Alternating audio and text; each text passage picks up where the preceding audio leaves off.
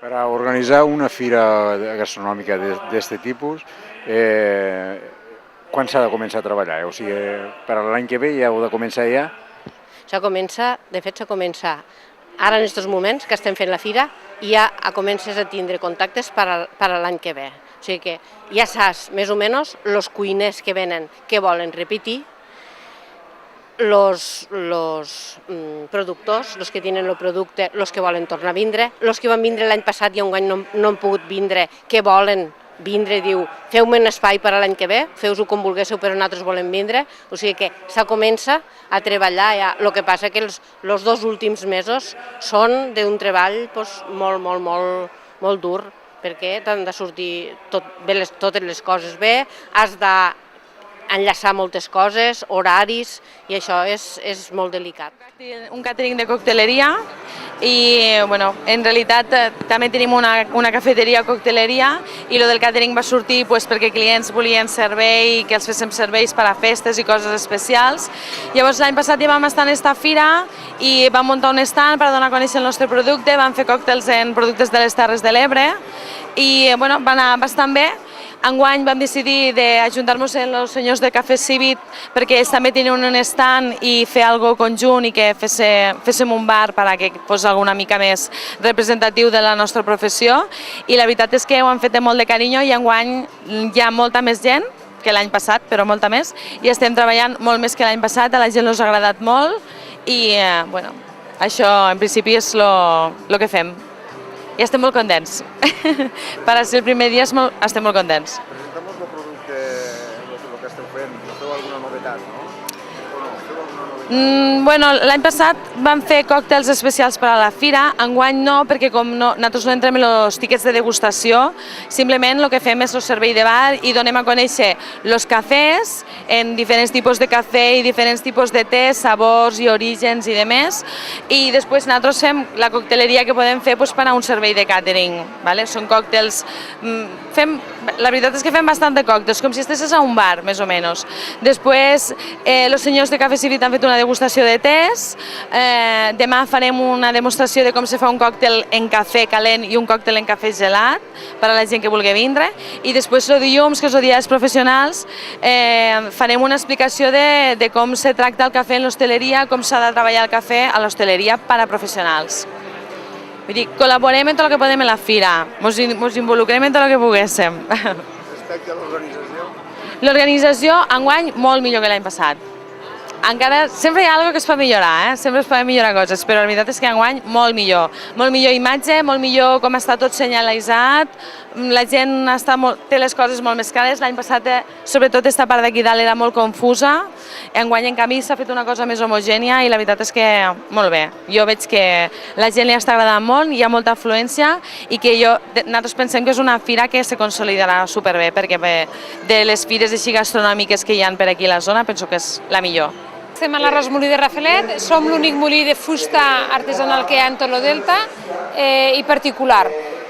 Des de l'any 1930-35, que és l'any del molí. Fem arròs artesanal i és diferent, i ens diferenciem per varietats, el que és l'arròs bomba i l'arròs marisma. Un és per fer caldós i l'altre és per fer un arròs secs. El posem envasat al buit perquè és la nostra manera de treballar-lo i perquè no porta cap tipus d'additiu.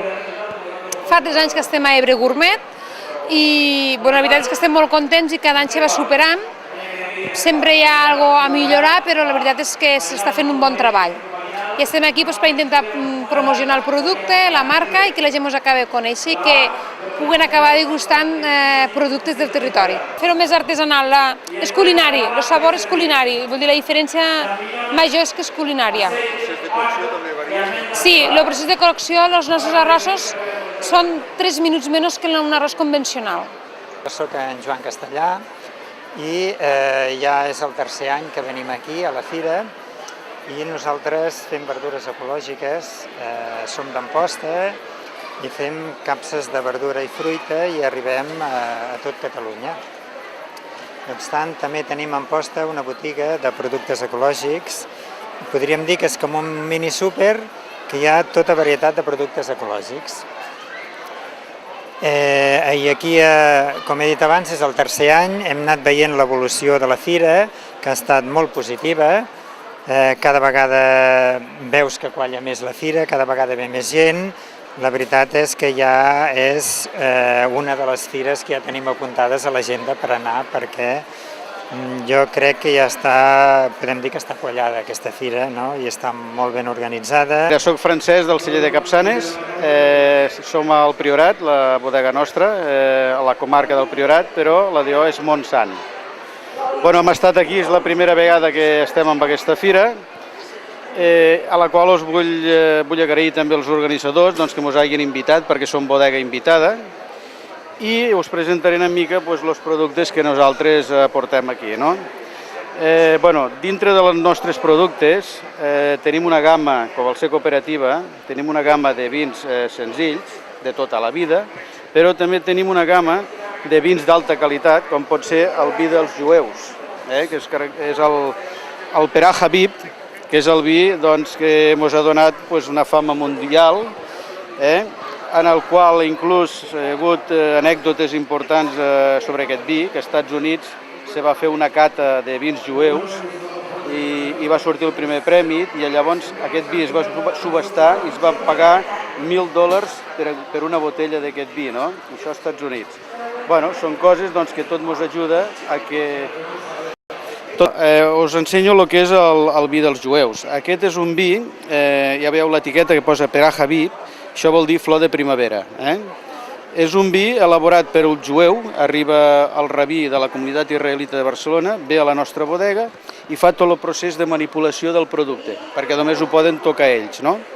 Quan està acabat el producte, ells s'enduen pel seu consum a la comunitat israelita de Barcelona el que ells poden consumir, i el resto el venem nosaltres. I avui dia ne portem als Estats Units, ne portem a Israel inclús, sabent aquest producte.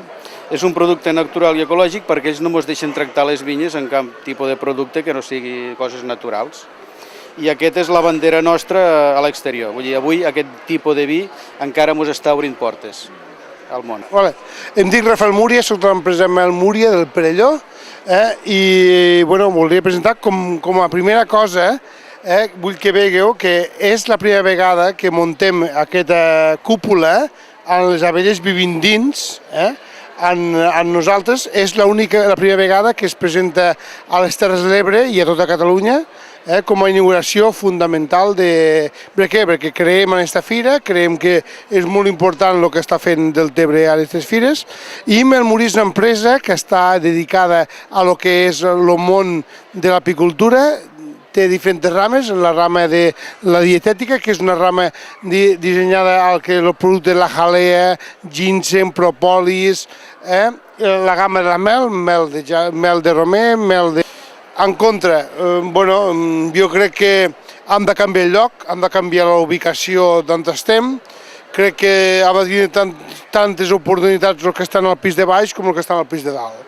El pis de dalt és un pis que no passa la gent que passa de baix, han de buscar un lloc diferent, molt important el que està fent Deltebre, molt important sobretot el gerent Gustau, perquè està fent les coses molt ben fetes, però han d'ubicar un lloc on tots puguin participar.